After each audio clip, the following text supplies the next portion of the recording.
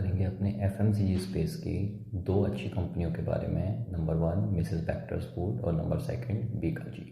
तो अगर मेरी सेकंड स्क्रीन में आप देख रहे होंगे, हम एक एक करके बात करते हैं। फर्स्ट पॉइंट जो है हमारा मिसेस बैक्टर और सेकंड बीकाजी। तो जो मिसेस बैक्टर है क्या काम करती है? बिस्किट्स और बेकरी का। किस नाम के अंतर्गत? Mrs बैक्टर्स Cremica, Mrs बैक्टर्स English oven. वहीं अगर हम बीकाजी की बात करें तो बीकाजी हमारा क्या काम करता है? भुजिया, नमकीन, पैकेज स्वीट्स, पापड़। ठीक है। अगर हम बात करें मिसेस बैक्टर की तो आज के परिवेश में इसका मार्केट कैप कितना है? लगभग 7,500 करोड़ रुपए। वहीं अगर हम बीकाजी की बात करें तो 18,000 करोड़ इसका मार्केट कैप है। मार्केट कैप का मतलब कौन सी कंपनी बड़ी है या कौन सी कंपनी छोटी है। लेकिन ये मार्केट कैप इस वजह से भी ज़्यादा कम हो सकता है कि आज के पॉइंट पे, आज के परिवेश में वैल्यूएशंस क्या हैं। अब वैल्यूएशंस हम किस हिसाब से देखते हैं? वैल्यूएशंस हम देखते हैं कि कंपनी का ग्रोथ कितने % इंक्रीज हो रहा है और उस हिसाब से कंपनी का पीई क्या है, मतलब प्राइस टू अर्निंग रेशियो, जिसे हम निकालते हैं एमपीएस, मार्केट प्राइस अपॉन में ईपीएस। ठीक है। तो अगर हम देखें पीई, तो पीई कितना है? मिसेस बैक्टर का 55 और बीकाजी का 85। तो पीई जितना ज़्यादा होगा वो कंपनी उतनी ही महंगी कहलाती है। तो अगर हम देखें आज के परिवेश में तो मिसेस बैक्टर से बीकाजी काफ़ी महंगी है। अगर हम सेल्स ग्रोथ की बात करें तो मिसेस बैक्टर का लगभग लास्ट के 3 साल का ग्रोथ जो है वो 23.8 आ रहा है। वहीं बीकाजी का 17% आ रहा है। अब आप एक चीज़ देखिए, अगर हम यहीं इतने पॉइंट पे ही कंपैरेटिव स्टडी करें तो बीकाजी जो है हमारा वो 17% की ग्रोथ ला करके फिर भी 85 के पीई पर है, मतलब महंगे वैल्यूएशन पे है। जबकि मिसेस बैक्टर की अगर हम बात करें तो 23% की ग्रोथ के बाद भी वो 55 के पीई पे है। मतलब अगर मैं केवल इन दो बातों को नज़रअंदाज ना करूँ, इन्हीं दो बातों का ध्यान में रखूँ, तो मिसेस बैक्टर मेरे को कंपैरेटिवली ज़्यादा बेटर लग रही है। वैल्यूएशंस का जो हिसाब है मैं एक पॉइंट से और लगा सकते हैं, that is price to book. मतलब जो मेरी कंपनी है वो बुक वैल्यू से कितनी महंगी मिल रही है, कितने गुना महंगी मिल रही है। तो अगर मैं बात करूं मिसेस बैक्टर की तो वो प्राइस टू बुक कितना है? 6 गुना। मीन्स अगर मेरी मिसेस बैक्टर का बुक वैल्यू, मतलब उसकी सारी एसेट्स वगैरह सब लगा लो, किसी से पैसा लेना है देना है उसका सारा डिफरेंस लगा लो, अगर वो 1000 करोड़ की है तो वो 6.21 मतलब 6.21 टाइम्स ज़्यादा महंगी मार्केट में मिल रही है। मतलब अगर वो 1000 करोड़ की बुक वैल्यू होगी तो वो 6,210 करोड़ रुपये में मिलेगी। ये है मतलब।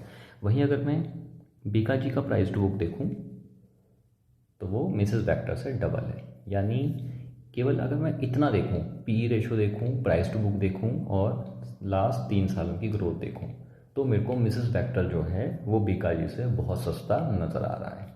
ठीक है। इसके बाद डिविडेंड यील्ड हमारे काम का नहीं, फेस वैल्यू हमारे काम का नहीं, इंडस्ट्री पी दोनों का सेम है क्योंकि लगभग दोनों सेम ही इंडस्ट्री से बिलोंग करती हैं। इसके बाद अगर हम सेकंड स्क्रीन में आ जाएं तो दोनों का सेल्स ग्रोथ दिया हुआ है। जैसा कि हमने पहले फर्स्ट स्क्रीन में पढ़ा भी कि लास्ट 3 ईयर्स का सेल्स ग्रोथ इनका कितना है? 24% अप्रॉक्स, और इनका 17 to 18%। अगर हम बात करें ऑपरेटिंग प्रॉफिट मार्जिन की, मतलब वो ग्रॉस में कितना कमाते हैं, तो जो मिसेस बैक्टर है वो लगभग 12-13% ऑपरेटिंग प्रॉफिट मार्जिन करता है। वहीं बीकाजी भी लगभग सेम ही मार्जिन करता है।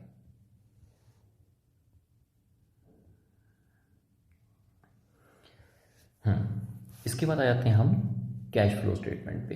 तो कैश फ्लो स्टेटमेंट में अगर हम लेटेस्ट ईयर देखें तो cash from operating activities Mrs Bector ने लगभग 161 करोड़ रुपए कमाए हैं ऑपरेटिंग एक्टिविटीज़, मतलब ऑपरेशन से, अपने मेन बिजनेस से। वहीं हमारे बीकाजी ने 193 थोड़े से ज़्यादा कमाए हैं। इन्वेस्टिंग एक्टिविटी में माइनस, इन्वेस्टमेंट एक्टिविटी में माइनस का मतलब क्या है कि कितना पैसा इन्होंने फ्यूचर के लिए इन्वेस्ट किया है। मीन्स एसेट्स खरीदी होंगी इन्होंने, बिल्डिंग खरीद ली, इस तरीके से कुछ चीज़ें खरीदी होंगी। वहीं बीकाजी ने 122। अब इन्वेस्टिंग एक्टिविटी के अंदर जितना ज़्यादा इन्वेस्टमेंट होता है ना, फ्यूचर में आप ही लगा के चलो ग्रोथ उतनी ही ज़्यादा आएगी। तो इस हिसाब से भी अगर देखा जाए तो मिसेस बेक्टर जो है इन्वेस्टिंग एक्टिविटी में ज़्यादा पैसा लगा रहा है, दैट मीन्स कि इनकी फ्यूचर में ग्रोथ ज़्यादा आने के चांसेस हैं। फाइनेंसिंग एक्टिविटी में प्लस का मतलब क्या है? फाइनेंसिंग एक्टिविटी मतलब एक तरीके से उधार लेना। तो प्लस का मतलब क्या है? इन्होंने उधार लिया है, और माइनस का मतलब क्या है कि इन्होंने वापस किया है पैसा, चाहे लोन का किया हो या उसके इंटरेस्ट का किया हो। ठीक है, तो कहीं ना कहीं हमारा मिसेस बेक्टर जो है इस टाइम बहुत एग्रेसिवली लोन ले रहा है और इन्वेस्टिंग एक्टिविटी में पैसा लगा रहा है। वहीं बीका जी की अगर मैं बात करूं तो वो कंपैरेटिवली कम लोन ले रहा है, या लोन तो ले ही नहीं रहा, वो रिफंड कर रहा है पैसा और इन्वेस्टिंग एक्टिविटी में कम लगा रहा है। इसका मतलब ये है, हो सकता है इन फ्यूचर कि मिसेस बेक्टर जो है उसकी ग्रोथ और ज़्यादा आए as compared to present scenario. ये हमें कैश फ्लो स्टेटमेंट देखने से पता चलता है। इसके बाद अगर हम बात करें डेटर डेज की, डेटर डेज मीन्स कितने समय में हम सेल करने के बाद जिनको हमने सेल करी है उनसे पैसे हमारे वापस आ जाते हैं। तो मिसेस बेक्टर की अगर मैं बात करूं 26 दिनों में पैसा वापस आ जाता है। वहीं अगर मैं बात करूं बीका जी की तो 14 दिन में पैसा। इसका मतलब बीका जी का डेटर डेज साइकिल थोड़ा छोटा है। तो ये भी वजह है कि इन्हें हो सकता है कैश की थोड़ी कम ज़रूरत पड़ती हो as compared to Mrs Bector.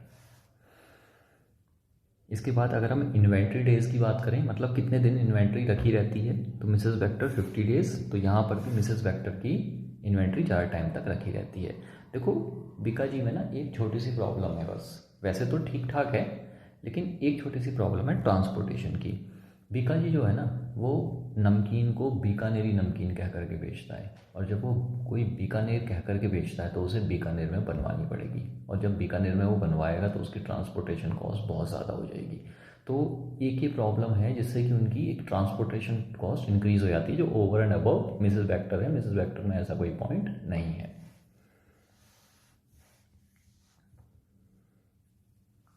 अगर हम शेयर होल्डिंग पैटर्न देखें, अच्छा शेयर होल्डिंग पैटर्न क्यों देखते हैं? शेयर होल्डिंग पैटर्न के अंदर हमें मेनली देखना होता है एफआईआई और डीआईआई पैसा लगा रहे हैं कि नहीं लगा रहे हैं, क्योंकि ये जो पैसा है ना ये स्मार्ट मनी कहलाता है। तो अगर एफआईआई डीआईआई पैसा लगा रहे हैं तो हमें एक अंदाज़ा लग जाता है कि ये शेयर अच्छा होगा या होना चाहिए, मतलब एक पॉजिटिव एज मिल जाती है ना एक तरीके से। तो अगर मैं एफआईआईज देखूँ तो मिसेस बेक्टर जो है 2022 से लेके 2025 एफआईआईज ने बहुत भर भर के पैसा लगाया है, वहीं डीआईआईज ने भी अच्छा पैसा लगाया है और पब्लिक से शेयर निकला है। That means smart money invest कर रही है।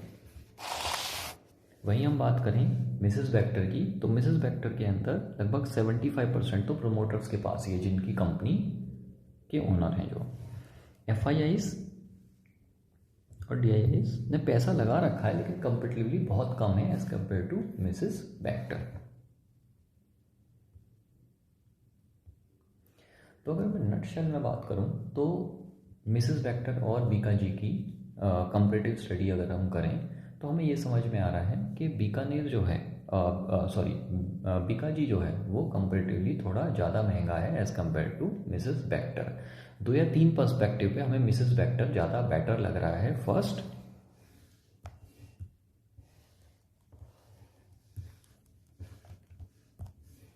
ग्रोथ, ठीक है, इसमें ही सेकंड आ रहा है पीई।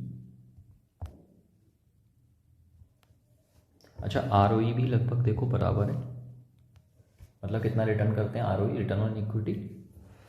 और थर्ड है हमारा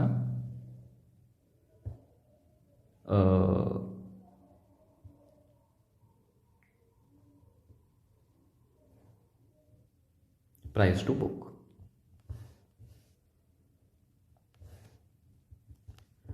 तो ये 3 पर्सपेक्टिव जो हैं इसमें मेरे को मिसेस बेक्टर ज़्यादा बेटर लग रहा है एज़ कम्पेयर टू बीका। ये प्रेजेंट सिनेरियो की बात है। अच्छा मैं एक आपको एक पॉइंट और दे दूँ, इसके अंदर इंसाइट और दे दूँ कि आज से लगभग 1 से 1.5 साल पहले इन दोनों का मार्केट कैप ना लगभग 10,000 करोड़ था, दोनों का ही। बट आज के परिवेश में जो मिसेस बेक्टर है वो थोड़ा गिरने लगा है 1-1.5 साल से, और बीकाजी जो है वो उठने लगा है, मतलब ये दोनों रिवर्स जा रहे हैं। तो इसीलिए मुझे लगा कि इन दोनों की स्टडी करनी ज़रूरी है, क्योंकि मुझे ऐसा लगता है, ये कोई इन्वेस्टमेंट एडवाइस नहीं है, लेकिन पर्सनली मेरे को ऐसा लगता है कि मिसेस बेक्टर जो है वो आज के परिवेश में एक गुड बाय हो सकती है। तो अगर कोई एफएमसीजी स्पेस में, मतलब fast moving consumer goods space में पैसा लगाना चाहता है, तो मिसेस बेक्टर शेयर जो है वो देख सकता है। अपेरेंटली मैंने आपको बता दिया है, आप चाहो तो इसकी डीप स्टडी भी कर सकते हो। बहुत सारी फ्री ऐप्स हैं, जैसे स्क्रीनर हो गई, आप इस पे जा कर के ईजिली स्टडी कर सकते हो।